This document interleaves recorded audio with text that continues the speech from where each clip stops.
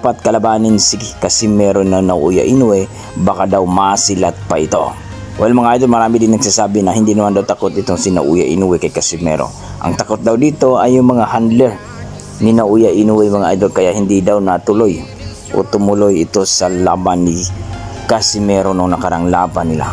Pero ganun pa man mga idol, napakagandang ideya ito na umakyat na itong si Casimero dito sa featherweight division at magkaroon nga ng laban dito sa mga champion kagaya ni Fulton, Nick Ball at Angelo Leo mga idol. Ayon sa ating mga boxing fans, mangyayari daw talaga yan. Ang problema lang kung kaya ba talaga ng kanyang manager o promoter na may promote ang laban. Alam naman natin mga idol na itong si Casimero ay walang inuurungan nito. Posibleng mangyari yan mga idol basta malupit ang kanyang promoter, ang kanyang koneksyon. Kagaya lamang nangyari mga idol